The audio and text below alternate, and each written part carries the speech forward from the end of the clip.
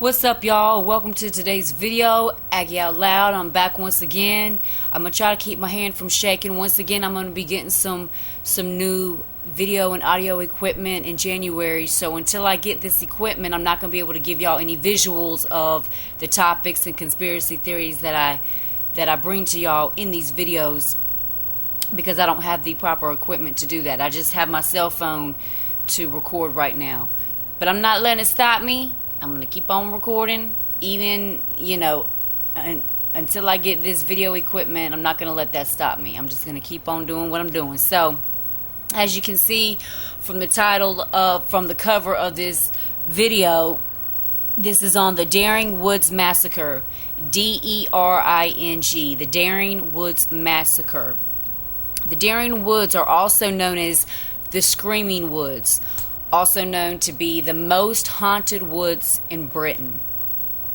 So, as you can see from the cover, I actually have a newspaper article on this massacre that took place in 1948. But let's just go ahead and jump right to the story. I have my notes right here. So here we go. In the Daring Woods, on November 1st, 1948, 20 people, 11 of whom were children, were found dead, with no trace of any wounds found on any of their bodies. The bodies were discovered on November the 1st, but based on autopsy results, it was said that the 20 people died on the night of October 31st, on Halloween night. The autopsy results were able to give an estimated time of death, but not a cause of death. Hold on, I gotta look at my notes. But not a cause of death for any of the 20 bodies discovered. Strange lights were said to have been witnessed coming from the Daring Forest on the night of Halloween. Authorities eventually, after a few weeks, said it had to have been carbon monoxide poisoning. But this claim raised a lot of questions about a possible involvement within the police force in the crime itself. In 1964, a private investigator named Robert Collins conducted in-depth interviews about an alleged unknown religious cult in a nearby village called Smarden. However, soon after his investigations began, he died in a suspicious car accident. Well, y'all, we all know the government is behind about 99% of what's going on in this world. It's all the 1%. It's all the Illuminati. If you don't know, wake the hell up, because it's been going on for centuries. What's going on has been going on for so long. They're very good at covering things up to protect not only their identities, but these cults that they're in.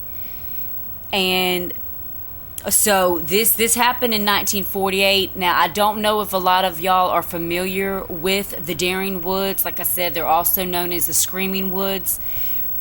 And also, about 50 years after this massacre happened, a couple of teenagers went missing in these woods, never to be seen again. So, I don't know. Could it have been carbon monoxide? I seriously doubt it. And if the police force, or someone in the police force, if there was no involvement from them, then it makes a lot of sense why they came up with this carbon monoxide reasoning for this massacre, because they needed to shut it up.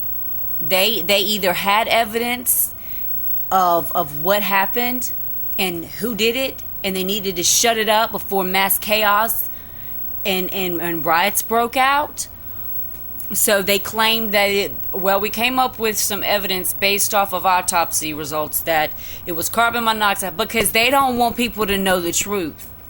It was either that or there was some involvement within someone or some people within the police force at the time that this massacre happened. It's kind of crazy, though, that lights were seen in the forest on the night that this happened, because if you go back to the video I did on the Dial of Past incident, there was lights that were seen in the sky on the day that all of that happened with them, with those 9 hikers. and the tragic event that happened with them that is still unsolved to this day. So when you do as much research as I do, you can kind of start to piece different cases together. Like there was a case that I came upon of a woman that was very mysterious, and I'm still trying to find the case because I do so many cases, and I do keep notes. I do keep good notes on them, but on this one I can't seem to find the notes on it. But there was a mysterious case of a woman whose identity was unknown, but she was very beautiful, and she was walking down this road in this other country, and she had men that were dressed in all black that were following her, and she looked very afraid and very fearful from the witnesses that saw this woman walking on this dirt road. And this happened like a long time ago.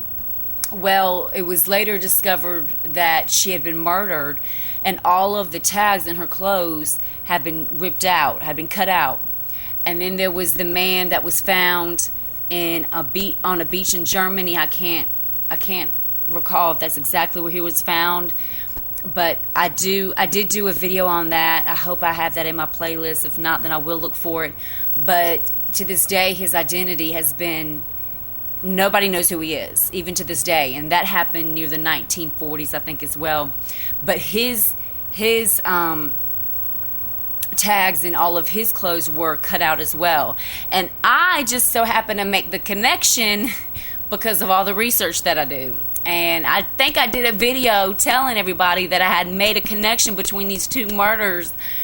And I was like, maybe I solved the crime, I don't know. But I still can't find the video I did on this woman. So hopefully I'll be, and I try to go on YouTube to try to find it, and I still can't find it, and it's just eating me up because I know I did a video on it. But anywho, I thought this was a very interesting and very mysterious case. Pretty sad that 11 of the 20 bodies that were found were of children. I mean, that's just depressing as hell. But apparently to this very day, there has been no cause to why these 20 people died. And they were discovered by a man, if I'm not mistaken, that went hunting early on the morning of November the 1st and came upon these 20 bodies just sprawled out on this field. And so of course he went to go get the authorities, the local authorities, and that's how they were found. So also, if I may add, that it was also discovered that the 20 bodies that were found, they were all related to 5 different families within the surrounding area. So maybe some research needs to go into contacting these family members that may still be alive to see if they know of anything about their family member that died in this massacre. And I was actually thinking about trying to find out the names of the families and giving them a call myself. And just being like, I'm doing an investigation on this, or a documentary on it, or video, whatever. And, maybe someone may talk to me, maybe someone won't. I'm pretty sure if there's no answers or no cause to why these people died, I'm pretty sure at this point they either don't want to talk about it, at all, and it's just in their family's past, never to be spoke of again, or, they're probably thinking, shoot, nobody else has come up with any cause.